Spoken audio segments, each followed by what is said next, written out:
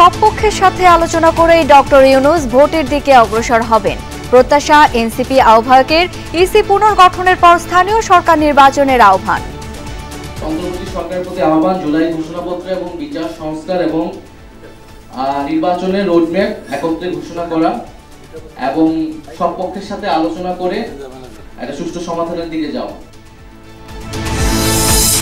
প্রধান উপদেষ্টার আমন্ত্রণে সন্ধ্যা 7:30টায় আলোচনায় বসবে বিএনপি।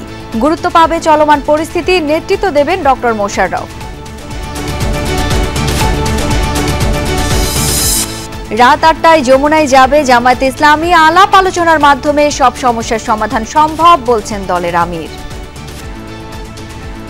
সংঘাত এবং কাদা ছোড়াছুড়ির মধ্য দিয়ে জাতিকে আর অনিশ্চয়তার দিকে ঠেলে দেওয়া কোনো অবস্থায় সমীচীন হবে না। এর জন্য প্রয়োজন অর্থবহ ডায়ালগ। নগরে স্থান জনবল সংকট মাথায় রেখে কয়েকটি খামারে ভাগে কোরবানির উদ্যোগ। ঈদের দিন ঘরে পৌঁছে দেওয়া হবে মাংস। 7 জনের জন্য একটা গরু ভাগা হবে 20,000 টাকা বা 18,000 টাকা। 7 জনকে আমরাই স্লটার করে ভাগ করে দিব, ওনারা নিয়ে চলে যাবেন। আমি কোন গরুটা কুরবানি দেবো, কোন গরুটা ওনাদের শেয়ার পাবেন, উনি এসে দেখে যেতে পারবেন। আমাদের এখান থেকে যত রকম ব্যাগ ট্যাগ আদার্স যত সার্ভিস লাগে সব আমরা আমাদের এখান থেকে প্রোভাইড করা হবে। যশোরের অভয়নগরে কৃষক দল নেতা হত্যার জেরে 18টি বাড়িঘরে আগুন, লুটপাট, সর্বস্ব হারিয়ে দিশেহারা পরিবারগুলো। তদন্ত করছে পুলিশ। মার্ডার হওয়ার পরে আমাদের এই নিরীহ লোকদের আগুন ধরিয়ে দিয়েছে। 3-4 বাইসাইকেল ছিল, সব পুড়ে শেষ হয়ে গেছে। আগুন জ্বালিয়ে দেওয়ার ঘটনায় জড়িত রয়েছে তাদেরকে আমরা শনাক্তের চেষ্টা চালাচ্ছি, তাদেরকে গ্রেফতারের চেষ্টা অব্যাহত রয়েছে। হার্ভার্ড বিশ্ববিদ্যালয়ে বিদেশি শিক্ষার্থী ভর্তির ব্যাপারে ট্রাম্পের নিষেধাজ্ঞা আটকে দিল মার্কিন আদালত। গভীর প্রভাব পড়বে শিক্ষার্থীদের উপর বলছেন বিশ্লেষকরা।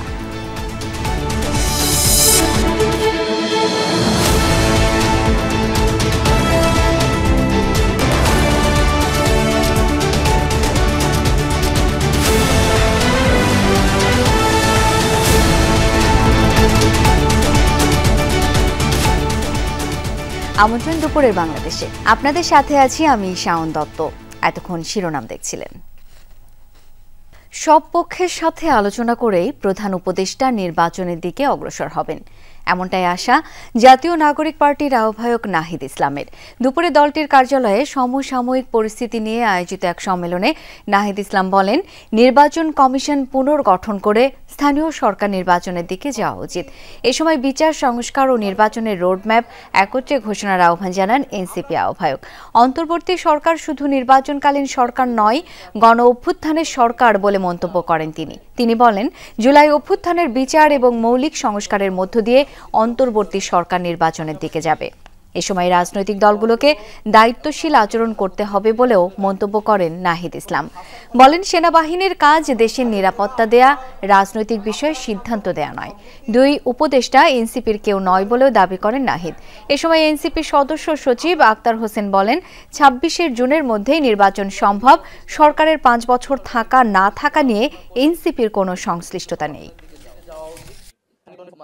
রাজনৈতিকভাবে সকল পক্ষের সাথে আলোচনা করে একটা সমাধানের দিকে যাবেন। আমরা মনে করি যে জুলাই ঘোষণাপত্রের যেই নির্ধারিত সময় দেওয়া হয়েছিল, সময় কিন্তু আগাচ্ছে। ফলে নির্ধারিত সময়ের মধ্যেই জুলাই ঘোষণাপত্র প্রদানের ব্যবস্থা করা এবং বিচার সংস্কার এবং নির্বাচন এই তিনটিরই রোডম্যাপ একসাথে প্রকাশ করা উচিত। বিএনপির স্থায়ী কমিটির সদস্য ডক্টর খন্দকার মোশাররফ হোসেনের নেতৃত্বে সন্ধ্যায় অন্তর্বর্তী সরকারের প্রধান উপদেষ্টা ডক্টর মোহাম্মদ ইউনূসের সাথে সাক্ষাৎ করতে যাবে বিএনপির প্রতিনিধি দল। সন্ধ্যা 7:30টায় প্রধান উপদেষ্টার বাসভবন যমুনায় এই বৈঠক অনুষ্ঠিত হবে। শুক্রবার রাতে প্রধান উপদেষ্টা বিএনপিকে সাক্ষাতের আমন্ত্রণ জানান। বৈঠকে চলমান রাজনৈতিক পরিস্থিতি নিয়ে আলোচনা হতে পারে। এছাড়াও প্রধান উপদেষ্টার পদত্যাগের ভাবনা সম্পর্কেও আলোচনা হতে পারে। এর আগে গত 16 এপ্রিল প্রধান উপদেষ্টার সাথে সাক্ষাৎ করেন বিএনপি মহাসচিব মির্জা ফখরুল ইসলাম আলমগীরের নেতৃত্বে 7 সদস্যের প্রতিনিধি দল।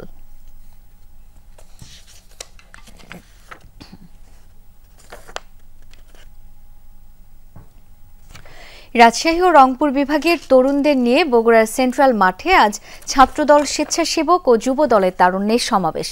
এই মুহূর্তে সেখান থেকে যুক্ত হচ্ছেন সহকর্মী সাইফুদ্দিন রবিন। রবিন, এর আগের বুলেটিনে আপনি প্রতিকূল আবহাওয়ার কথা জানাচ্ছিলেন। সমাবেশ সময় মতো শুরু করা যাবে কিনা, যারা আয়োজক রয়েছেন কি বলছেন তারা? শাওন, সমাবেশ হবেই এবং বলা চলে দিনের শুরু থেকেই একটা প্রতিকূল আবহাওয়ার মধ্য দিয়ে গিয়েছে এই বগুড়া সেন্ট্রাল মাঠ ইতিমধ্যেই বৃষ্টি স্নাত মাঠে, অর্থাৎ জল টুপটুপ করছে অনেক জায়গায়। আসলে এর মধ্যেও নেতাকর্মীদের অংশগ্রহণ বাড়ছে। কেন এই তারুণ্যের সমাবেশ করছে বিএনপি বা বিএনপি 3 অঙ্গ সংগঠন, সে বিষয়ে একটু জানবো বগুড়া জেলা বিএনপির সাবেক সভাপতি, নির্বাহী কমিটির সদস্য সাইফুল ইসলাম। আপনার কাছে জানতে চাও যে কেন আসলে এই তারুণ্যের সমাবেশ করতে হচ্ছে বিএনপিকে? আসলে তারুণ্যের সমাবেশ তরুণরাই জাতিকে সংগঠিত করতে পারে, যে কারণে দেশনায়ক তারেক রহমান বাংলাদেশের মানুষের কাছে 31 দফা দিয়েছেন। এই 31 দফা জনগণের কাছে নিয়ে যেতে পারে তরুণরাই। আর 31 দফা বাংলাদেশের মানুষের মুক্তির সনদ। এই 31 দফা যদি বাস্তবায়িত হয়, ইনশাল্লাহ বাংলাদেশের মানুষের সকল দুঃখ কষ্ট শেষ হয়ে যাবে। অনেক ধন্যবাদ। কথা বলছিলেন সাইফুল ইসলাম, তিনি যেমনটি যাচ্ছিলেন এবং বিএনপির 3 অঙ্গ সংগঠন, তরুণ 3 অঙ্গ সংগঠন, ছাত্রদল, যুবদল, স্বেচ্ছাসেবক দল, তাদের আয়োজনে মূলত বিভাগীয় শহরগুলোতে ধারাবাহিকভাবে সমাবেশের অংশ হিসেবে এই বগুড়ায়, রংপুর এবং রাজশাহী বিভাগের নেতাকর্মীদের সমাবেশ। দেখতে পাচ্ছেন নিশ্চয়ই সেই মাঠ, বগুড়া সেন্ট্রাল মাঠ, যেখানে বৃষ্টি শেষে এখন এই আবহাওয়ায়, বৃষ্টিমুক্ত আবহাওয়ায় বলা চলে, নেতাকর্মীদের উপস্থিতি বাড়ছে। দূর দূরান্ত থেকে প্রান্তিক পর্যায়ের এই নেতাকর্মীরা এই তারুণ্যের রাজনৈতিক অধিকার প্রতিষ্ঠা সমাবেশে যোগ দিচ্ছেন। বিকেল 3টায় আনুষ্ঠানিকভাবে সমাবেশ শুরু হবে, যেখানে প্রধান অতিথি হিসেবে থাকবেন দলের স্থায়ী কমিটির সদস্য নজরুল ইসলাম খান, থাকবেন 3 অঙ্গ সংগঠনের সভাপতি, সাধারণ সম্পাদক সহ বিশেষ অতিথি হিসেবে দলের সিনিয়র যুগ্ম মহাসচিব রিজভী আহমেদ। অপেক্ষায় নেতৃবৃন্দ বা এই প্রান্তিক তৃণমূলের নেতাকর্মীরা কখন আসলে আনুষ্ঠানিকভাবে সমাবেশটি শুরু হবে, এবং উপস্থিতি ক্রমান্বয়ে বাড়ছে। বৃষ্টি শেষ, এখন মোটামুটি রৌদ্রোজ্জ্বল আবহাওয়া, এর মধ্যেই সমাবেশ সফলভাবে অনুষ্ঠিত হবে বলে আশা প্রকাশ করছেন নেতৃবৃন্দ। রবিন, ধন্যবাদ আপনাকে। সরকারের ভিতরে থেকে ডক্টর মোহাম্মদ ইউনূসকে বিতর্কিত করতে কয়েকজন উপদেষ্টা কাজ করছে, এমনটাই মন্তব্য করেছেন বিএনপির স্থায়ী কমিটির সদস্য ডাক্তার AZM জাহিদ হোসেন। দুপুরে জাতীয় প্রেস ক্লাবে আলোচনা সভায় ডাক্তার জাহিদ বলেন, বিএনপি অন্তর্বর্তীকালীন সরকারকে সফল দেখতে চায়। রাজনৈতিক দলগুলো প্রতিপক্ষ না বানাতে সরকারের প্রতি আহ্বান জানান তিনি। বলেন, শূন্যস্থান কখনো শূন্য থাকে না, হয়তো কিছু ঝড় হবে, সরকারের উচিত বিতর্কিতদের লাগাম টেনে ধরা। তিনি বলেন, এককভাবে সরকার কিছু করতে চাইলে স্বৈরাচার সরকারের মতো পরিস্থিতি হবে। আরও বলেন, জুলাই অভ্যুত্থানে যাদের ন্যূনতম অবদান নাই তারা এখন বিদেশ থেকে উপদেষ্টা হয়েছেন, নানা বয়ান তৈরি করছেন। এ সময় সেনাবাহিনীকে বিতর্কিত না করতে সবার প্রতি আহ্বান জানান বিএনপির এই নেতা। এককভাবে কিছু করেন তাহলে পতিত কর্তৃত্ববাদী সরকার যেটি ছিল তার অবস্থাও কিন্তু আপনাদের হতে পারে। কাজে মনে রাখতে হবে, কেউ কেউ বলেন আমরা কি খালি নির্বাচন দেওয়ার জন্য উপদেষ্টা হয়েছি? আরে ভাই, 36শে আগস্টের আগে আপনাকে তো রাস্তায় দেখা যায় নাই। জামায়াতে ইসলামীকে বৈঠকের আমন্ত্রণ জানিয়েছেন অন্তর্বর্তী সরকারের প্রধান উপদেষ্টা ডক্টর মোহাম্মদ ইউনূস। রাত 8টায় প্রধান উপদেষ্টার বাসভবন যমুনায় এই বৈঠক অনুষ্ঠিত হবার কথা। গেল কয়েকদিন ধরেই দেশের রাজনীতিতে এক ধরনের অস্থিরতা বিরাজ করছে। চলমান রাজনৈতিক প্রেক্ষাপটে বৃহস্পতিবার রাতে প্রধান উপদেষ্টা পদত্যাগ করতে চান, এমন খবর ছড়িয়ে পড়ে। আজকের আলোচনায় এসব বিষয় ছাড়াও চলমান রাজনৈতিক পরিস্থিতি নিয়ে আলোচনা হতে পারে। এর আগে গত 28 নভেম্বর সংস্কার ও নির্বাচন সহ সমসাময়িক বিষয়ে প্রধান উপদেষ্টার সাথে বৈঠক করেছেন দলটির আমির ডাক্তার শফিকুর রহমানের নেতৃত্বে জামায়াতের প্রতিনিধি দল। এদিকে আলাপ আলোচনার মাধ্যমে সব সমস্যার সমাধান সম্ভব, এই মন্তব্য করেছেন জামায়াতের আমির ডাক্তার শফিকুর রহমান। সকালে রাজধানী জামায়াতের কেন্দ্রীয় মজলিসে সূরার অধিবেশনে যোগ দিয়ে এই মন্তব্য করেন তিনি। আমির বলেন, সাম্প্রতিক পরিস্থিতিতে বিচলিত না হলেও সতর্ক অবস্থানে পর্যবেক্ষণ করছে তার দল। বলেন, জামায়াত নির্বাচন বিষয়ে প্রধান উপদেষ্টাকে বাধ্য করতে চায় না, কারণ তিনি প্রতিপক্ষ নন, সরকারের অভিভাবক। এ সময় সকল রাজনৈতিক দলের প্রতি অন্তর্বর্তী সরকারকে সহায়তার আহ্বান জানান ডাক্তার শফিক রহমান। আরও বলেন, কারো কোনো বিতর্কিত কর্মকাণ্ডের কারণে সেনাবাহিনী যেন বিতর্কিত না হয়। জানান, এখন পর্যন্ত সংস্কার এবং নির্বাচনের রোডম্যাপ আসেনি, দ্রুত এই রোডম্যাপ দিতে সরকারকে আহ্বান জানাবে দলটি। দেশে ঘটে যাওয়া অনেকগুলা ঘটনা প্রিয় দেশবাসীকে এবং এই দেশের মানুষ যারা প্রবাসে আছেন সবাইকে বিচলিত করে তুলেছে। আমরা বিচলিত না হলেও এদিকে সতর্ক দৃষ্টি রাখছি। সংঘাত এবং কাদা ছোড়াছুড়ির মধ্য দিয়ে জাতিকে আর অনিশ্চয়তার দিকে ঠেলে দেওয়া কোনো অবস্থায় সমীচীন হবে না। এর জন্য প্রয়োজন অর্থবহ ডায়ালগ। সমবায়ের মাধ্যমে নারীদের দক্ষতা উন্নয়ন এবং উদ্যোক্তা তৈরিতে সহায়তা করতে চায় সরকার। এই বিষয়ে প্রকল্প নিচ্ছে পল্লী উন্নয়ন ও সমবায় বিভাগ। সকালে একনেক চেয়ারপারসন ও প্রধান উপদেষ্টা ডক্টর মোহাম্মদ ইউনূসের সভাপতিত্বে অনুষ্ঠিত একনেক সভায় এই প্রকল্প পর্যালোচনা করা হয়। আগামী বছরের জানুয়ারি থেকেই প্রকল্পের কাজ শুরু হবার কথা। পরিকল্পনা কমিশন জানায়, অনুমোদনের জন্য 10টি নতুন এবং সংশোধিত প্রকল্প উপস্থাপন করা হয়েছে। পাশাপাশি ময়মনসিংহ কেন্দ্রীয় কারাগার পুনর্নির্মাণ প্রকল্পের মেয়াদ বাড়ানোর প্রস্তাব পাঠানো হয়েছে। একনেককে অবহিত করা হবে 4টি প্রকল্প। ধারণা করা হচ্ছে বাজেট পেশের আগেই এটাই চলতি অর্থ বছরের শেষ একনেক সভা। আগামী 2 জুন বাজেট পেশ করবেন অর্থ উপদেষ্টা ডক্টর সালেহ উদ্দিন আহমেদ।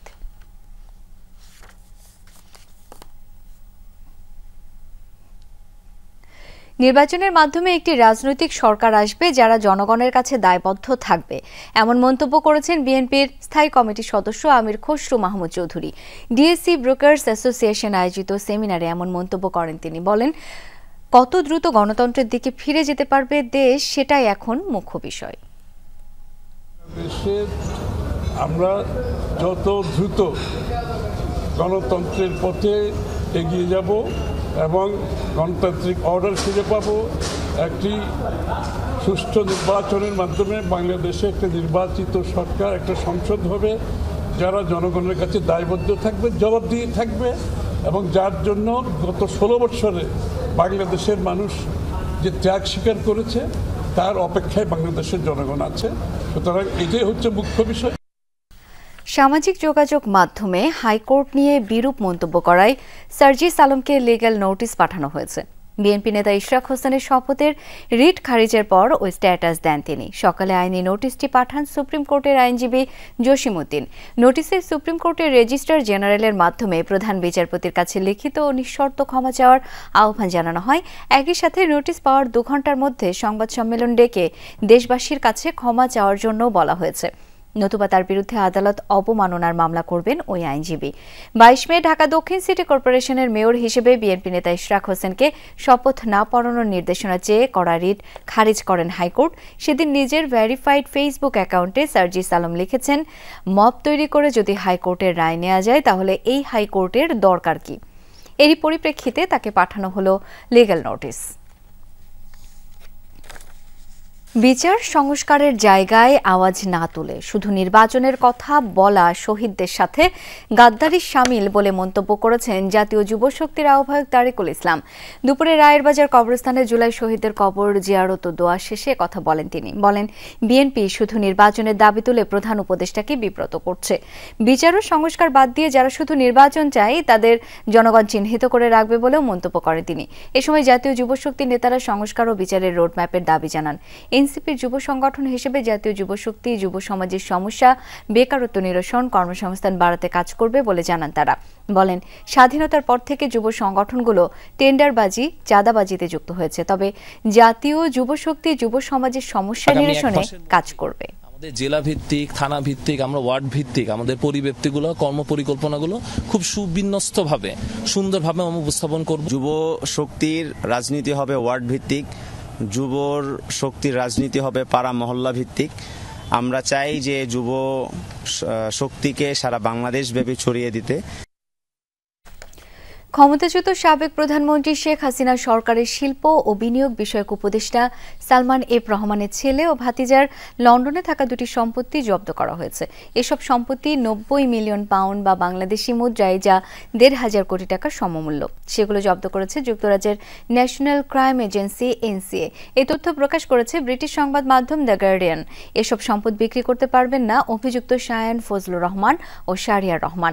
এর মধ্যে একটি লন্ডনের গ্রসভেনার স্কয়ারে অবস্থিত, যেটিতে শেখ হাসিনার বোন ও সাবেক ব্রিটিশ এমপি টিউলিপ সিদ্দিকের মা শেখ রেহানা বসবাস করতেন। সংবাদ মাধ্যমটি জানায়, ক্ষমতাচ্যুত শেখ হাসিনা সরকারের সাথে সম্পৃক্ত ব্যক্তিদের যুক্তরাজ্যে থাকা অবৈধ সম্পদের খোঁজে তদন্ত শুরু করেছে বাংলাদেশ। এরই ধারাবাহিকতায় সম্পদগুলো জব্দ করেছে এনসিএ। গার্ডিয়ান জানিয়েছে, সংস্থাটিকে মোট 9টি সম্পদ জব্দের নির্দেশ দেওয়া হয়েছে। মানবতা বিরোধী অপরাধে অভিযুক্ত বা সন্দেহভাজন ব্যক্তিকে তদন্ত সংস্থা গ্রেপ্তার করতে পারবে, এমন ক্ষমতা দিয়ে 2010 সালের আন্তর্জাতিক অপরাধ ট্রাইব্যুনাল কার্যপ্রণালী বিধিতে সংশোধন আনা হয়েছে, যা অত্যন্ত কার্যকরী মনে করছেন ট্রাইব্যুনালের প্রসিকিউটররা। তবে সুপ্রিম কোর্টের আইনজীবীরা বলছেন, এমন অবারিত ক্ষমতার অপব্যবহার হওয়ার সম্ভাবনা থেকে যায়। এমন ক্ষমতা সতর্কতার সাথে প্রয়োগের পক্ষে মত তাদের। আশিক মাহমুদের প্রতিবেদনে থাকছে বিস্তারিত। 2010 সালের আন্তর্জাতিক অপরাধ ট্রাইব্যুনাল কার্যপ্রণালী বিধিমালার 24টি বিধিতে সংশোধন আনা হয়েছে। 5টি বিধি বিলুপ্ত এবং 19টি আংশিক বিলুপ্ত করে প্রজ্ঞাপন জারি করেছে ট্রাইব্যুনাল। 2025 সালের এই সংশোধনীতে আন্তর্জাতিক অপরাধ ট্রাইব্যুনাল আইন অনুযায়ী তদন্ত সংস্থাকে গ্রেপ্তারের ক্ষমতা দেয়া হয়েছে। পাশাপাশি সংশ্লিষ্ট প্রসিকিউটর ও পরোয়ানাভুক্ত আসামি বা সন্দেহভাজন আসামিদের গ্রেপ্তার করতে পারবেন, যা গণহত্যায় জড়িতদের গ্রেপ্তার ও বিচার নিশ্চিত করতে কার্যকর ভূমিকা রাখবে বলে মনে করছে ট্রাইব্যুনাল।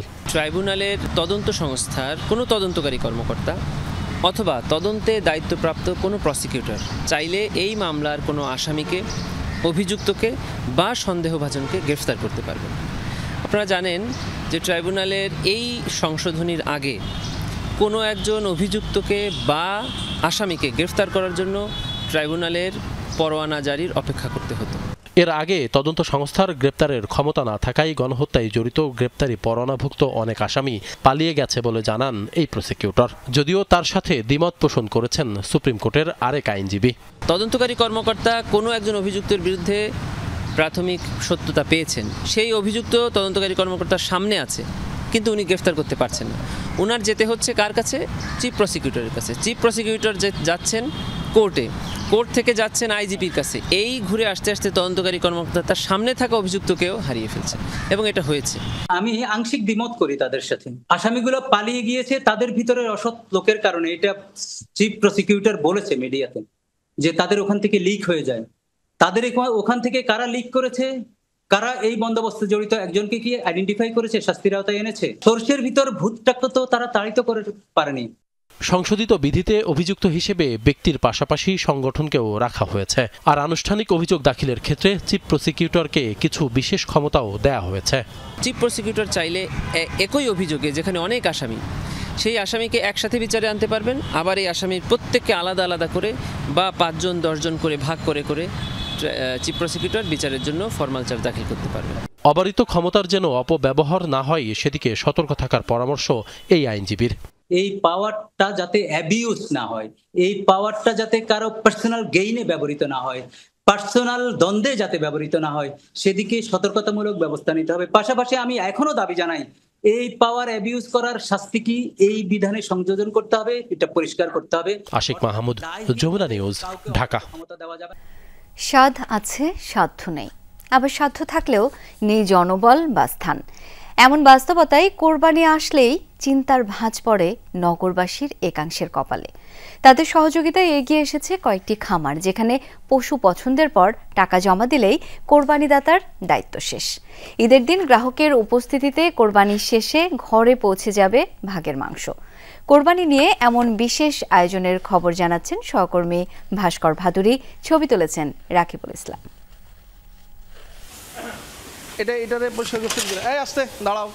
আমির হামজা শাতিল বছর 7 আগে ছোট্ট পরিসরে রাজধানীর কল্যাণপুরে গড়ে তোলেন পশুর খামার। আচ্ছা, হয়েছে পানামা। কোরবানিতে ছোট ও মাঝারি আকারের পশু সরবরাহের জন্যই শাতিলের এই উদ্যোগ। ঈদুল আজহায় নগরবাসীর পছন্দের শীর্ষে থাকে ছোটখাটো পশু, সংকট হয় কসাই নিয়েও। এমন ভাবনা থেকেই 3 বছর আগে নিজ খামারে করেন ভাগে কোরবানির ব্যবস্থা। আমি প্রচুর রিকোয়েস্ট পেতাম গত 7-8 বছর আগে যে ভাই কুরবানিতে আমাদেরকে 4-5 জন মিলে একটা গরু দিয়ে দেন। তা উনি ওই 5 জন নিয়ে আসতো। কোনো সময় ওই 5 জনের ভিতরে কারো বাজেট 10,000, কারো 20,000, কারো 17,000 মিলে না। তখন এই অভিজ্ঞতা থেকে আমরাই বাইর করলাম যে তাহলে আমরা একটা অ্যামাউন্ট ফিক্স করে দেই, একটা গরু ফিক্স করে দেই। 7 জনের জন্য একটা গরু ভাগা হবে 20,000 টাকা বা 18,000 টাকা। 7 জনকে আমরাই স্লটার করে ভাগ করে দিব, ওনারা নিয়ে চলে যাবে। আর্থিক মূল্যে উদ্যোগটির ব্যাপকতা অনেক। শাথিল জানালেন, এই প্রক্রিয়ায় কোরবানির জন্য প্রতি ভাগে গুনতে হবে 15 থেকে 20,000 টাকা। পার্শ্ববর্তী মসজিদের যে ইমাম আছেন বা এখানে যারা আসলে ইসলাম সম্পর্কে বুঝেন বা জানেন এই ধরনের মানুষ আছেন, ওনারা স্লটার করেন। আর সবচেয়ে বড় কথা, যার গরু আমরা কোরবানি করছি ওনারাই উপস্থিত থাকেন। সো ওনাদের ভিতরে অনেক ধার্মিক মানুষ আছে, ওনাদের ভিতরে অনেক যোগ্য মানুষ আছে, ওনাদেরটা ওনারাই কোরবানি করতে চান। নির্ঝঞ্ঝাটভাবে কোরবানির ব্যবস্থা আছে ভাটারার সোলমাইদ এলাকার নর্থ বেঙ্গল ডেয়ারি ফার্মেও। চলতি বছর ভাগে কোরবানির জন্য এই খামারে প্রস্তুত 2 দাঁতের শতাধিক গরু। ওজন ভেদে গরুকে করা হবে 5 থেকে 7 ভাগ। আমি কোন গরুটা কুরবানি দেবো, কোন গরুটা ওনাদের শিয়ার পাবেন, উনি এসে দেখে যেতে পারবেন, চয়েস করার ওনার সেই সুযোগ আছে। এবং কুরবানির সময়টা আমি ওনাকে বলে দিই, ঈদের জামাতি যে আমাদের ইমাম সাহেব উনি শরীয়ত মোতাবেক যেভাবে কুরবানি করার সবার সামনে ওইভাবে কুরবানি করি, ওইভাবে আমরা মাংস বন্টন করে শরীয়ত অনুযায়ী আমরা মাংসটা ওনাকে আমরা ধরিয়ে দিই। খামারিরা জানান, কোরবানির আগেই খামারে এসে পশু বুকিং দিতে হবে গ্রাহকের। টাকার অনুপাতে প্রতি ভাগের বিপরীতে গ্রাহকের জন্য বরাদ্দ থাকবে 12 থেকে 20 কেজি পর্যন্ত মাংস। প্রফেশনাল কসাই দিয়ে গরুটা কোরবানি করার পর কাটাকাটি যত কাজ আছে সেটা করা হবে এবং গরুর যা মানে গরুর ভুঁড়ি, মাথা, কলিজা, ফ্যাপসা, পায়া সব কিছু সমান 7 ভাগে ভাগ হবে এবং আমাদের এখান থেকে যত রকম ব্যাগ ট্যাগ আদার্স যত সার্ভিস লাগে সব আমরা আমাদের এখান থেকে প্রোভাইড করা হবে। ভবিষ্যতে নগরবাসীর চাহিদার কথা মাথায় রেখে এমন উদ্যোগের পরিসর আরো বাড়ানোর চিন্তা আছে খামারিদের। ভাস্কর ভাদুরী, যমুনা নিউজ, ঢাকা। ঈদ ঘিরে সৈয়দপুর রেলওয়ে কারখানায় মেরামত হচ্ছে 100টি কোচ। এসব কোচ যুক্ত হবে বিভিন্ন ট্রেনে। শ্রমিক সংকটের মাঝেও দিনরাত চলছে কাজ। আশা সময়মতো শেষ হবে সংস্কার। সামনেই ঈদ যাত্রা, তার আগে সৈয়দপুর রেলওয়ে কারখানায় চিরচেনা রূপ। দিনরাত চলছে পুরাতন কোচ সংস্কার কাজ। ঈদের আগে 100টি কোচ মেরামতের লক্ষ্য নিয়ে কাজ করছেন শ্রমিকরা। জরাজীর্ণ কাঠামো পরিবর্তন, চাকার ট্রলি সংস্কার, নতুন আসন বিন্যাস চলছে, সাথে রঙের ছোঁয়ায় নতুন রূপ পাচ্ছে পুরাতন কোচগুলো। জনসাধারণের উৎকৃষ্ট মানের সেবা প্রদান করার লক্ষ্যে আমরা ঊর্ধ্বতন কর্তৃপক্ষ সহ মাঠ পর্যায়ে যারা আছি আমরা নিরলস পরিশ্রম করে যাচ্ছি। আমরা অতিরিক্ত চাপ নিয়ে এবং স্বল্প সংখ্যক কর্মচারী নিয়ে আমরা আমাদের রেলের যে পর্যাপ্ত আউটটার্ন, সেই আউটটার্নটাকে লক্ষ্যমাত্রা পূরণের জন্য কাজ করে চলেছি। সবসময় ঈদের আগে আমাদের একটু চাপ থাকে, আমরা সর্বোচ্চ খুশি মনে এই চাপটাকে অবশ্যই সামাল দিয়ে আমরা রেলকে সেবার উন্নত শিখরে অবশ্যই পৌঁছে দেওয়ার চেষ্টা করি। ঈদের সময়ে বিভিন্ন ট্রেনে যুক্ত হবে এসব বগি। তবে শ্রমিক সংকট কারখানায়, তবুও থেমে নেই কর্মচাঞ্চল্য। যে যার মতো কাজ এগিয়ে নিচ্ছেন, দম ফেলার জন্য ফুসরত নেই কারো। ঈদুল আজহা উপলক্ষে আমাদের 100টি কোচ লক্ষ্যমাত্রা ছিল আউটটার্ন দেবার। আমরা ইতিমধ্যে 95টি কোচ আউটটার্ন দিতে পেরেছি, বাকিগুলো আমরা দিয়ে দেব। কারখানা সংশ্লিষ্টদের আশা, নির্ধারিত সময়ে শেষ হবে মেরামত, হস্তান্তর করা হবে রেলওয়ে বিভাগে। আমরা জনবলে ঘাটতি থাকা সত্ত্বেও কোচ আউটটার্ন দিতে সক্ষম হচ্ছে, কারণ আমরা প্রায় 210 জন আমরা এখানে অস্থায়ী শ্রমিক নিয়েছি, যাদের দিয়ে আমাদের কাজ মোটামুটি চালিয়ে নেওয়া সম্ভব হচ্ছে।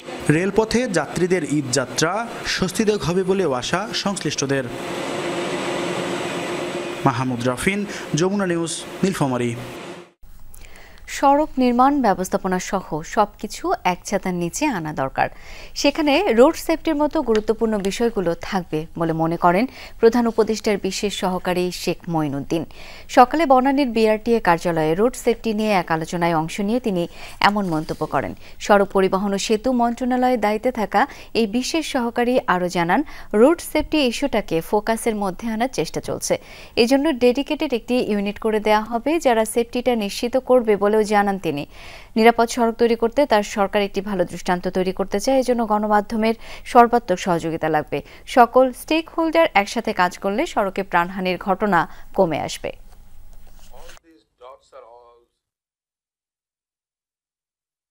হয়তো আমি এটা মন্ত্রণালয় থেকে রাজি যদি করাতে পারি এবং তারা যদি অ্যাটলিস্ট ওনারা যদি রাজি হয় যে এটার জন্য একটা আলাদা একটা আমব্রেলার দরকার, যেটা all kinds of transport related ফিল্ডটা যেন একটা আমব্রেলার ভিতরে আসে। এপ্রিলে দেশের অর্থনৈতিক পরিস্থিতি কিছুটা ভালো হয়েছে। খাদ্য মূল্যস্ফীতি কমে দাঁড়িয়েছে 8.63%। জিডির ইকোনমিক আপডেটে উঠে এসেছে এই তথ্য। বলা হচ্ছে মৌসুমী সবজির সরবরাহ বৃদ্ধি পাওয়ায় পড়েছে এই ইতিবাচক প্রভাব। পরিকল্পনা কমিশনের সাধারণ অর্থনীতি বিভাগ নিয়মিত এই প্রতিবেদন প্রকাশ করে থাকে। জিডি বলছে সার্বিক মূল্যস্ফীতির হার এপ্রিলে দাঁড়িয়েছে 9.17%, যা আগের মাসেই ছিল 9.35%। প্রতিবেদন বলছে রাজস্ব আদায় পরিস্থিতি এখনও কাঙ্ক্ষিত নয়, মাত্র 2.76% প্রবৃদ্ধি করতে পেরেছে এনবিআর। প্রতিবেদনে বলা হয়েছে রাজস্ব আদায় বাড়াতে সরকার সংস্কার কার্যক্রম পরিচালনা করছে।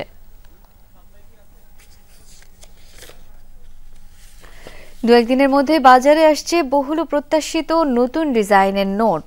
প্রথম ধাপে ছাড়া হচ্ছে 1000 কোটি টাকা।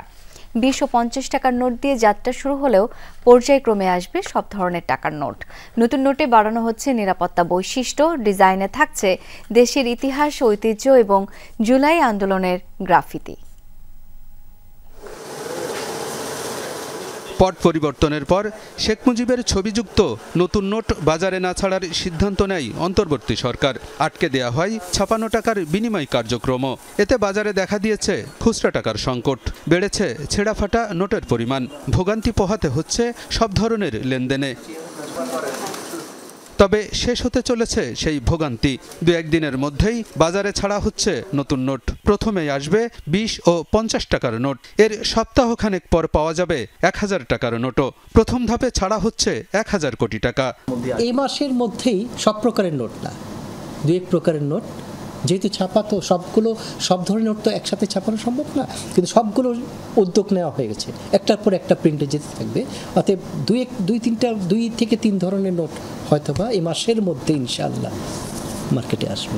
2টি সরকারি এবং 7টি ব্যাংক নোট প্রচলিত আছে বাজারে। 9 ধরনের নোটই নতুন করে ছাপানোর সিদ্ধান্ত নিয়েছে সরকার। ডিজাইনে বড় ধরনের পরিবর্তনের কারণে সময় কিছুটা বেশি লাগছে। সরকার একই সময়ে সকল প্রকার নোট 2 টাকা থেকে 1000 টাকা পর্যন্ত 9 প্রকারের নোটই নতুন ডিজাইনের ছাড়ার উদ্যোগ নিয়েছে। বহুদিন পর একটা একেবারে ভিন্ন। এর আগেও যখন ডিজাইন চেঞ্জ হতো, মানে খুব বড় ধরনের চেঞ্জ হতো না, কিন্তু এবার হয়তো একটু বড় ধরনের চেঞ্জ হতেও পারে কোনো কোনো নোটের ক্ষেত্রে। নতুন ডিজাইনের নোটে গুরুত্ব পাচ্ছে ইতিহাস, ঐতিহ্য এবং জুলাই আন্দোলনের প্রতিকৃতি। বাংলাদেশের ঐতিহ্যের বিষয় থাকবে। মনে করেন এমন থাকতে পারে আহসান মঞ্জিল থাকতে পারে, হয়তোবা 7 গম্বুজ থাকতে পারে, হয়তোবা সুন্দরবন ছবি থাকতে পারে। সুন্দরবন যখন বলবেন তখন বাঘ হরিণের কথাও আসবে স্বাভাবিকভাবেই। এইসব কিছু থাকবেই। আর ওই গ্রাফিতির কিছু বিষয় কোনো নোটে থাকতে পারে। নতুন নোটে নিরাপত্তা বৈশিষ্ট্য বাড়ানোর কথাও জানিয়েছে বাংলাদেশ ব্যাংক। আলমগীর হোসেন, যমুনা নিউজ, ঢাকা। বিভিন্ন সময়ে ভারতে কাজের জন্য যাওয়া 24 বাংলাদেশিকে বিজিবির কাছে হস্তান্তর করেছে বিএসএফ। শুক্রবার রাতে কুড়িগ্রামের ফুলবাড়ী উপজেলার বালাতারি সীমান্তে বিজিবি বিএসএফ এর পতাকা বৈঠক শেষে তাদের হস্তান্তর করা হয়। বিষয়টি নিশ্চিত করেন 15 বিজিবি ব্যাটালিয়নের উপ অধিনায়ক মেজর হাসনাইন। তিনি বলেন, বাংলাদেশে পুশিন করতে ভারতের করলা ক্যাম্পে কিছু মানুষ জড়ো করেছে বিএসএফ। এমন খবরে তাদেরকে কঠোর বার্তা দেয় বিজিবি। এর প্রেক্ষিতে 24 জন বাংলাদেশি নাগরিকের তালিকা পাঠায় বিএসএফ। যাচাই বাছাই করে পরিচয় নিশ্চিতের পর পতাকা বৈঠকের মাধ্যমে তাদের গ্রহণ করা হয়। যশোরের অভয়নগরে কৃষক দল নেতার হত্যাকাণ্ডকে কেন্দ্র করে 18টি বাড়িঘরে আগুন ও লুটপাটের ঘটনা ঘটেছে। ক্ষোভের আগুনে পুড়ে ছাই পরিবারগুলোর সর্বস্ব। ভুক্তভোগীদের দাবি, ঘটনার সাথে জড়িত না থাকার পরও বাড়িঘরে আগুন দেওয়া হয়। হত্যার ঘটনায় এখনো মামলা হয়নি। কারা কেন আগুন দিয়েছে খতিয়ে দেখছে পুলিশ। গ্রামবাসী নিরাপত্তায় মোতায়েন অতিরিক্ত পুলিশ। দোচালা টিনের এই ঘরে এক ছেলে নিয়ে বাস ছিল যশোর অভয়নগরের মহিতুল স্মৃতি বিশ্বাস দম্পতির। গেল বৃহস্পতিবার রাতের আধারে তাদের বসত ঘরে চালানো হয় হামলা। প্রাণ বাঁচাতে পাশের একটি বিলে আশ্রয় নেয় পরিবারটি। ফিরে এসে দেখে আগুনে পুড়ে শেষ সবই। হামলা চালালে দেখলাম পালাই চলে গেলাম। ফিরে এসে দেখি আমার গাড়ি আগুন জ্বলছে। ঘরে 3-4টি বাইসাইকেল ছিল, সব পুড়ে শেষ হয়ে গেছে, শোনা দেনা সব। শুধু এই দম্পতি নয়, একই রাতে এই গ্রামের অন্তত 18টি বাড়িঘরে আগুন দেয়া হয়। এর আগে চলে ভাঙচুর, লুটপাট। ভুক্তভোগীদের দাবি, এই অগ্নিসংযোগের নেপথ্যে রয়েছে কৃষক দল নেতার হত্যাকাণ্ড। ওই রাতেই মাছের ঘেরের লিজ নিয়ে আলোচনার জন্য নোয়াপাড়া পৌর কৃষক দল সভাপতি তরিকুল ইসলাম সর্দারকে ডেকে নিয়ে যাওয়া হয় পিল্টু বিশ্বাস নামের এক ঘের ব্যবসায়ীর বাড়িতে। সেখানে বাকবিতণ্ডার এক পর্যায়ে তরিকুলকে কুপিয়ে ও গুলি করে হত্যা করা হয়। এরই জেরে পিল্টু বিশ্বাস সহ প্রতিবেশীদের বসতঘরে আগুন দেয় তরিকুলের সমর্থকরা। দাবি ভুক্তভোগীদের, সবকিছু নিয়ে পালাবো এমন সময় আগুন ধরাই দিছিল, এই কারণে আমরা কোনো জায়গায় যেতে পারিনি। পিল্টুদের বাড়ি মার্ডার হয়েছে, এটা হচ্ছে বিএমপির নেতা। আর কি মার্ডার হওয়ার পরে আমাদের এই নিরীহ লোকদের আগুন ধরিয়ে দিয়েছে। যারা মারিয়ে গেছে তারই গিয়ে দেওয়ার, কিন্তু আমরা যে সাধারণ মানুষ, আমাকে ঘরে আগুন লাগাছে কেন? হত্যার পর পলাতক পিল্টু বিশ্বাস। এই ঘটনায় কেউ আটক হয়নি। পুলিশ বসতঘরে আগুনের বিষয়টি খতিয়ে দেখছে।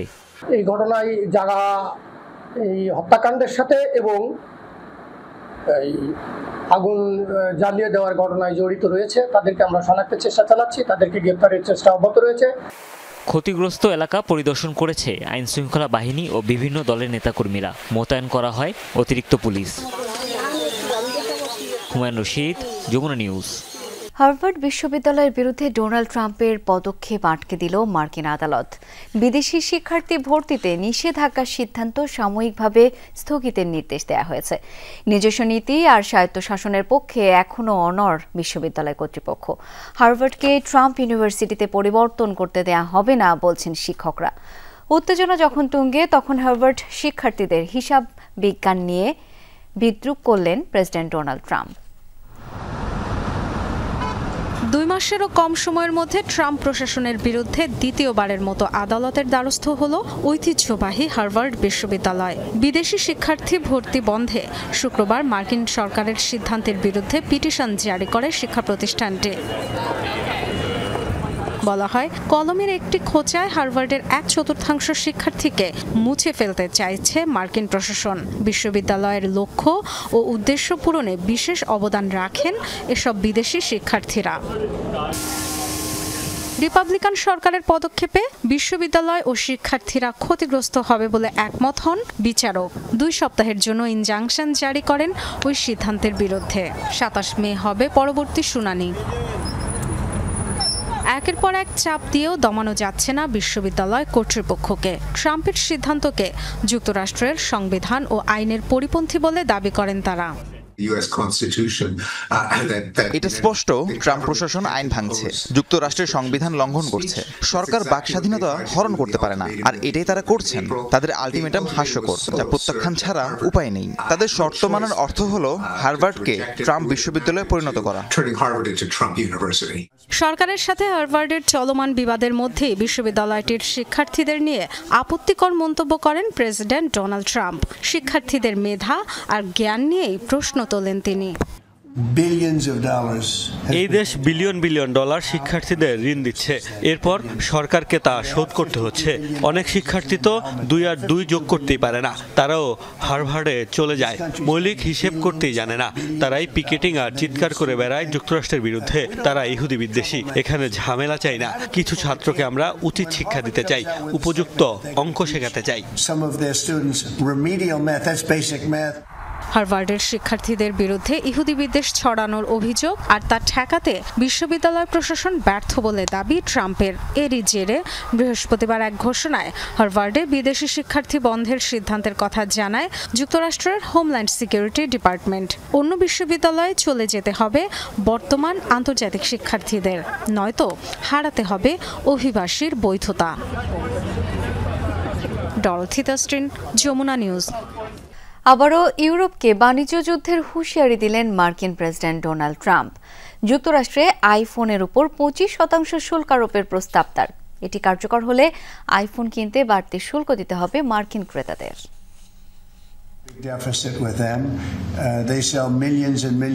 ইউরোপ যুক্তরাষ্ট্র থেকে সুবিধা নিচ্ছে, তাদের সাথে আমাদের বাণিজ্য ঘাটতি অনেক।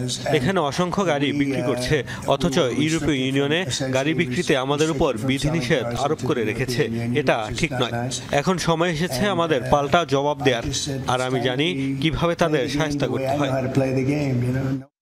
বিশ্বজুড়ে অস্ত্র রপ্তানি বাড়াতে চায় রাশিয়া। শুক্রবার এমনটা জানান দেশটির প্রেসিডেন্ট ভ্লাদিমির পুতিন। বলেন, অস্ত্রের বাজারে রাশিয়ার অবস্থান আরও শক্তিশালী করার দিকে এখন নজর মস্কোর। বৈশ্বিক অস্ত্রের বাজারে আমরা আমাদের অবস্থান আরও শক্তিশালী করতে চাই। আমাদের সামরিক পণ্যের অর্ডার এখন অনেক বেশি, যা বিলিয়ন বিলিয়ন ডলারের। তবে আমাদের এই রপ্তানি আরও বাড়ানো প্রয়োজন। এই ছিল দুপুরের বাংলাদেশের আয়োজনে। ধন্যবাদ এতক্ষণ সাথে থাকার জন্য।